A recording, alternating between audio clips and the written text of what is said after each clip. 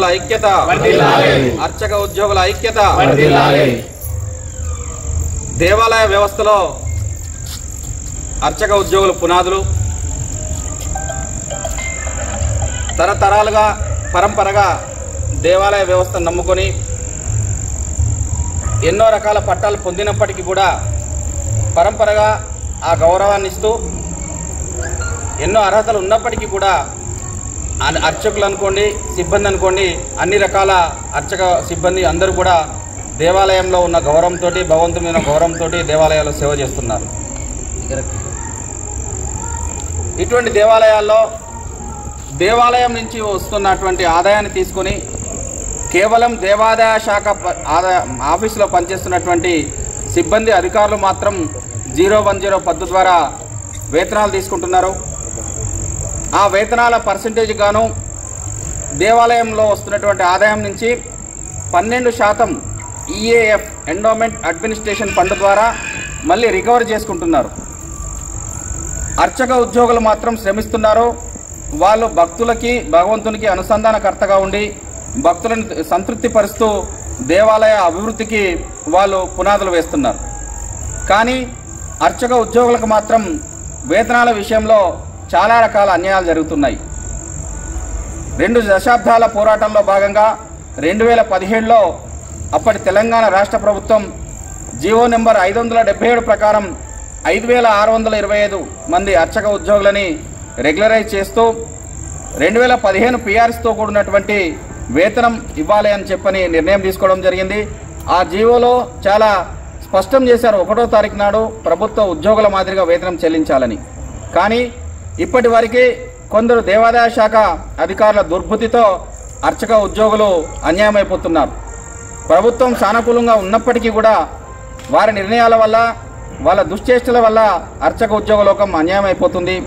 ఈ పరిస్థితి మారాలని తెలంగాణ రాష్ట్ర అర్చక ఉద్యోగుల తరపున మేము కోరుకుంటున్నాం. అట్లాగే 2017లో వచ్చినప్పటికీ కూడా జీవో ఈ రోజు వరకు కూడా ఏ నెల కూడా 1వ తారీఖు నాడు అర్చక ఉద్యోగులకు గ్రాంట్ నేడ్ పద్ధతి ద్వారా వస్తున్నటువంటి వేతనం రావట్లేదు. ఈ నెల జీతం ఏ నెల వస్తుందో ఎవరికి తెలియని పరిస్థితి. అర్చక ఉద్యోగులు చాలా ఇబ్బంది పడుతున్నారు. ఇది కావాలని దేవాదాయ శాఖలో ఎవరైతే వేతన విధానం చూస్తున్నటువంటి అధికారి, ఓ డిప్యూటీ కమిషనర్ క్యాడర్లో ఉన్నటువంటి అధికారి, ఆయన దుర్మార్గం వల్ల, ఆయన నిర్లక్ష్యపూరితమైన వ్యవహారం వల్ల అర్చక ఉద్యోగులు ప్రతి నెల వేతనాల కోసం రోడ్డెక్కాల్సిన పరిస్థితి అవుతుంది. అధికారుల చుట్టూ, ఆఫీసుల చుట్టూ తిరగాల్సి వస్తుంది. ఫైనాన్స్ డిపార్ట్మెంట్ వాళ్ళు చాలా క్లియర్గా చెప్తున్నారు, మీ దేవాదాయ శాఖ అధికారులు వేతనం చేస్తున్నటువంటి గ్రాంట్ నేడ్ సెక్షన్ చూస్తున్నటువంటి అధికారులకు చాలాసార్లు చెప్పి ఉన్నాము, కానీ వారి విధానం మారట్లేదు. ప్రతి నెల 25వ తారీఖు లోపు రాష్ట్రంలోని అన్ని ప్రభుత్వ శాఖల నుంచి వేతనాలకు సంబంధించిన బిల్లులు ఫైనాన్స్ డిపార్ట్మెంట్కి చేరుతాయి.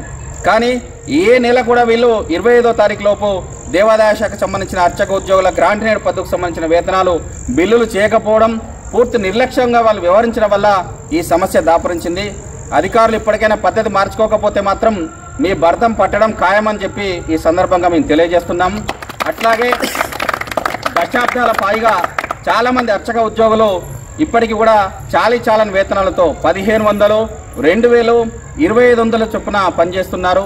కాబట్టి 3 సంవత్సరాల సర్వీస్ పూర్తి చేసుకున్న అర్చక ఉద్యోగులందరికీ కూడా ప్రభుత్వ ఉద్యోగులు గుర్తించి వారికి ఆదాయాన్ని సరియైన వేతనం ఇవ్వాలని చెప్పి ప్రభుత్వాన్ని కోరుతున్నాము. రాష్ట్ర ప్రభుత్వము, గౌరవ ముఖ్యమంత్రి గారు, తెలంగాణ దేవాదాయ శాఖ మంత్రి వారు శ్రీమతి కొండా సురేఖ గారు ఈ విషయంలో చాలా సానుకూలంగా ఉన్నారు. మేము 1-2 సందర్భాల్లో మా సమస్య వారికి విన్నవించిన పరిస్థితుల్లో తప్పనిసరి ప్రభుత్వంతో చర్చించి సానుకూలమైన నిర్ణయం తీసుకుంటామని చెప్పి సానుకూలంగా స్పందించారు. వారికి ధన్యవాదాలు తెలియజేస్తున్నాము. అట్లాగే అధికారులు మాత్రం, కొందరు అధికారులు సహకారంతో ఈరోజు ఇంత జీవితం గడుస్తున్నది. ఒకరిద్దరి నిర్ణయాల వల్లనే ఈ సమస్యలు ఎదుర్కొంటున్నాము. సహకరించే వాళ్లకు ఎల్లవేళలా మేము కృతజ్ఞులుగా ఉంటాము. మా గుండెల్లో వాళ్ళు నిలిచిపోతారు. ఆ రోజు శివశంకర్ గారి వల్ల మాత్రమే ఈరోజు మేము గ్రాంట్ నేడ్ పొందుతున్నాము. వారు రిటైర్డ్ అయినప్పటికీ కూడా తెలంగాణ దేవాదాయ శాఖలో వారి చరిత్రలో, మా అందరి జీవితాలలో, మా అందరి హృదయాల్లో ఆచంద్ర తారార్కం వారు నిలిచిపోతారు ఒక అధికారి. అట్లాగా ఇప్పుడు కూడా మాకు సహకరిస్తున్న అధికారులు ఉన్నారు. కానీ ఒకరిద్దరు చేష్టలు మాత్రం చాలా ఇబ్బందికరంగా ఉన్నాయి.